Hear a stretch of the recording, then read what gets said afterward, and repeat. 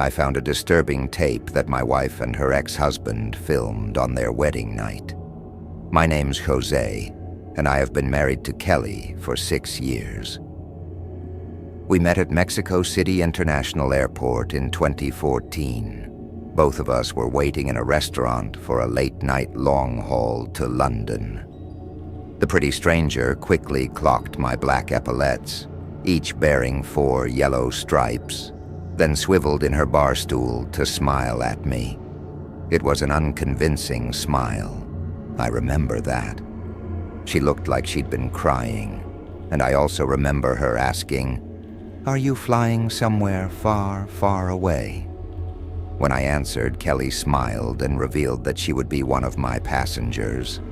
I don't remember much of my response, truth be told, but I quipped about her being in safe hands because I'd just read Flying for Dummies, and she laughed politely, as if it were the first time she'd heard that joke. In all honesty, as scummy as it seems, I wanted to impress her.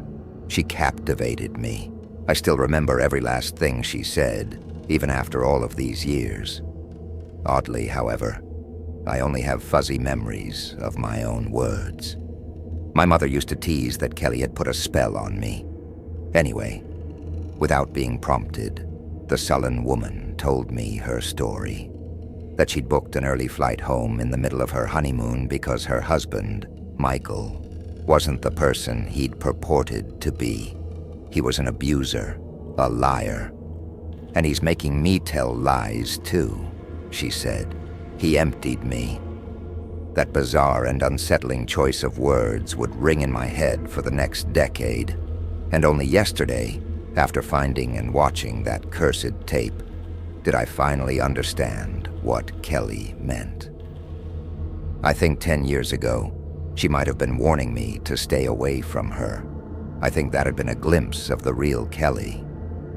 But I'm not making sense. Let me explain. Everything could have ended with that conversation. We could have parted ways. I wish we had. But I was compelled to see Kelly again. I know that's awful. It's not a habit of mine falling for a married woman. I just felt something indescribable. Something I now realize may not have been butterflies at all.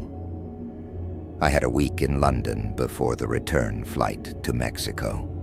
During those 7 wonderful days, I frequently met up with Kelly at her hotel, said that I had to check on her. She was too frightened to return to her hometown in Cambridge, as she believed that Michael would be waiting for her.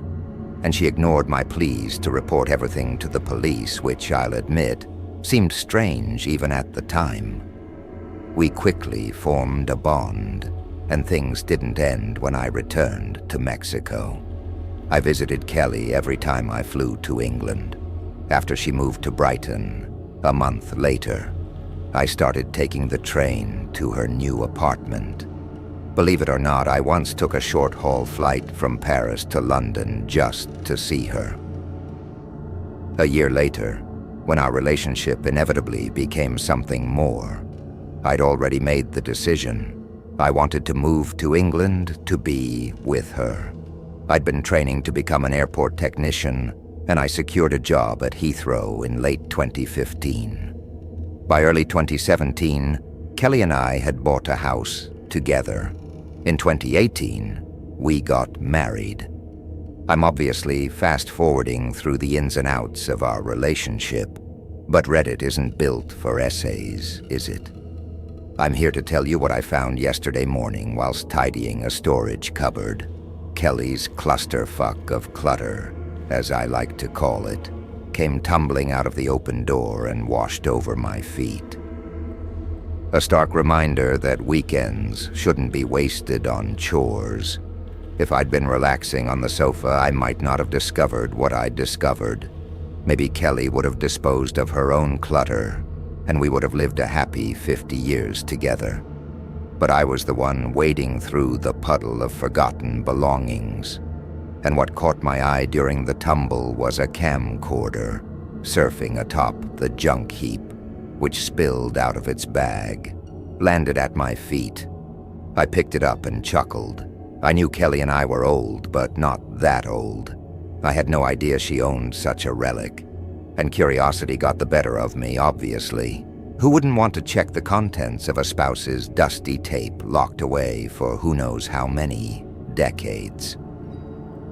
When I plugged in the device to charge it, an error message displayed on the ancient screen. I thought I'd been thwarted by tape or hardware degradation. But I fixed everything, unfortunately, by cleaning out filth from the tape slot. Then I rewound the recording and pressed the play icon. The white pixelated text read, October 9th, 2014. For Americans, that's September 10th, 2014. And I quickly realized that was a week before I first met my wife. Everything slotted together horribly when Kelly stepped out of a hotel bathroom in wedding lingerie. I realized what kind of tape I'd found. Don't think less of me for watching. It wasn't like that. Even degenerates, I assume, don't want to watch the person they love share such intimacy with someone else, let alone an abusive ex-husband. And Michael was abusive. Kelly wasn't lying about that. But she'd only ever told me fragments of the story. So even though I expected a raunchy sex tape, I wasn't watching for that reason. My eyeballs weren't springing from their cartoon sockets. Well, okay, I was watching the video keenly, but fear rendered me wide-eyed. Not lust. I just knew that something was wrong with the hotel room. The only natural thing in the footage was Kelly, and as I watched my wife sprawl across the bed sheets, waiting for her filming husband to join her, I eyed the room's cream-colored walls. I didn't give a rat's rear about the interior design, but something hidden in the paint made me sick. You wouldn't understand unless you'd seen the video for yourself. Then something in my head started to ache sharply, much like a migraine brewing behind my sockets. But it wasn't that. It was a painful urge which prompted each of my squeaking eyes to twist. I looked, without even wanting to look, at the edge of the screen, searched for something that was only just beyond both the border of the video and Kelly's vision. I wanted to scream at the younger version of my wife as she lay still, as she watched Michael with caving dimples and a provocative grin. I wanted to scream at her to run, though I didn't know why I wanted to do so. That was the most terrifying thing of all. I didn't fear the obvious horror of watching my wife and her ex make love. I feared something else in the room, something I didn't understand. "Get rid of that camera," Kelly whispered, before wagging her index in a come-hither motion. Michael's heavy breathing was not the breathing of a lustful man. It was the labored breathing of something hungry, hungry in a way that neither food nor sex could satiate. "We need to preserve this moment," Michael said. Kelly rolled her eyes. "Is that right?" In response, the man stopped breathing, and my wife's face changed. Her sultry smile morphed into not a frown, but downturned lips. Lips hanging open in the same horrified expression that I must have been wearing whilst watching the tape. Michael hacked, as if bringing up a hairball, then promised, "I'll put it down." He placed the device on the dressing table and walked over to the bed. But Kelly did not thank him. She whimpered and recoiled. Not due to Michael leaving the camera recording, I don't even think she'd noticed its red blinking light. No, my wife was still frightened because she sensed a presence. Not her husband, not the room's seedy atmosphere, not even the claustrophobic nature of the walls. She sensed the same thing that I sensed, though neither of us knew exactly what we sensed. "I'm not in the mood anymore," Kelly whimpered as Michael climbed onto the bed. He hushed her, stroking the backs of his twitching fingers against her trembling cheek. "Don't be like that, darling. It's time to consummate." Then Michael gasped like a punctured tire and shot his head towards the empty corner of the room.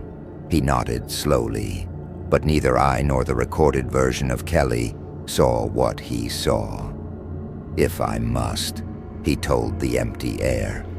Then came something I still don't know how to explain. The plaster rippled as something behind the wall pressed against it.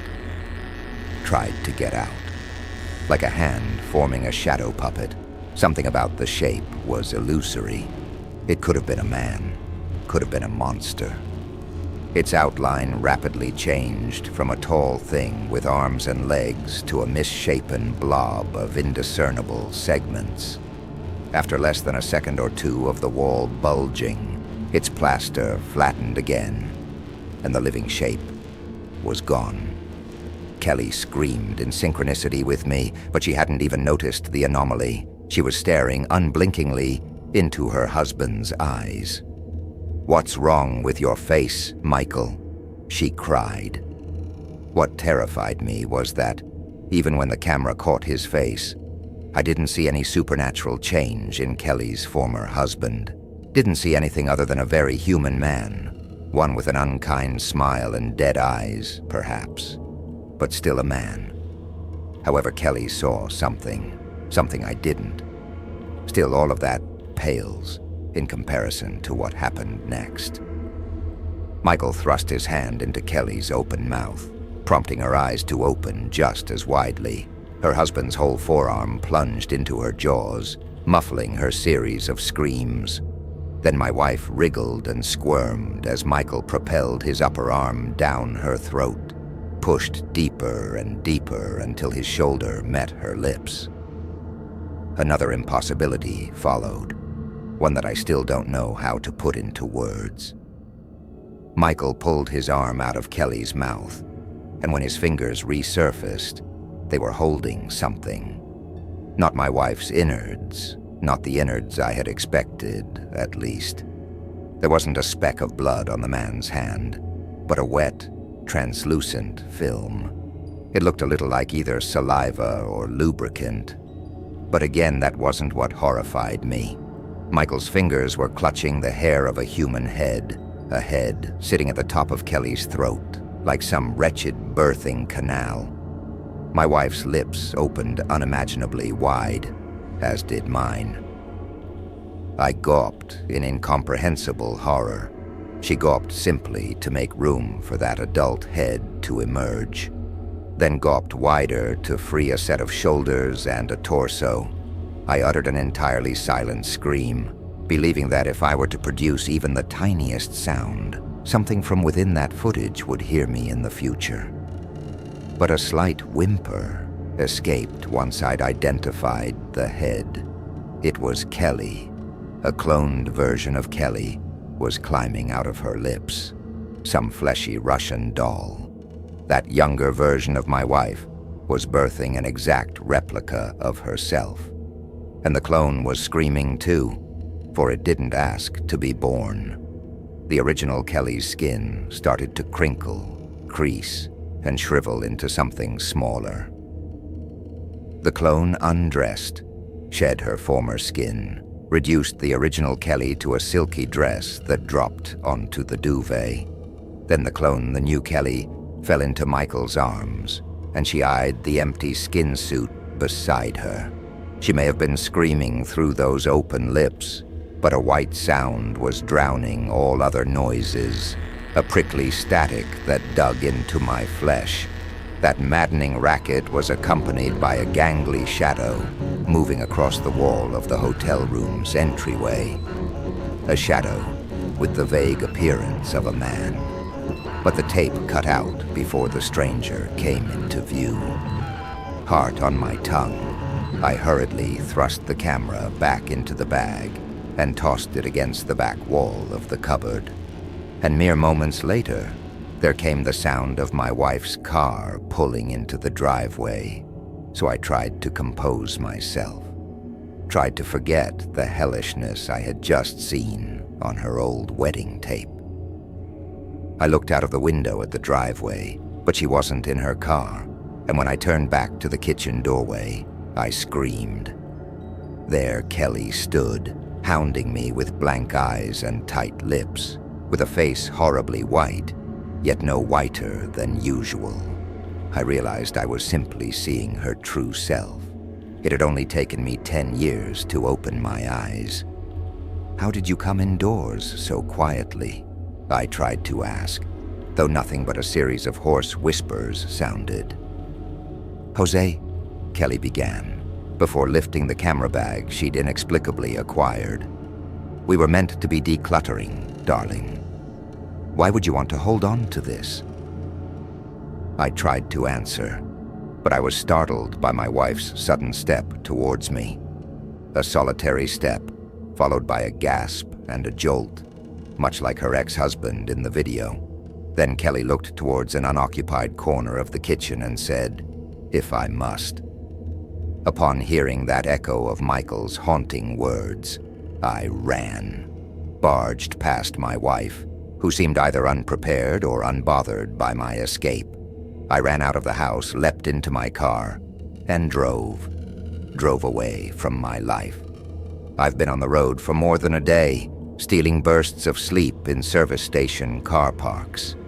It's currently 2 in the morning, and I was just woken by the sound of white noise. Not from a playing videotape, but from the world around me. That static drowned everything for one horrendous minute. I didn't want to look out of my driver's window, but there also came that familiar strain behind my eyes, a coded warning from my brain. And when I sat up to look outside, I locked eyes with a large truck parked a couple of spaces to my right. That was when I yelled until my vocal cords gave out.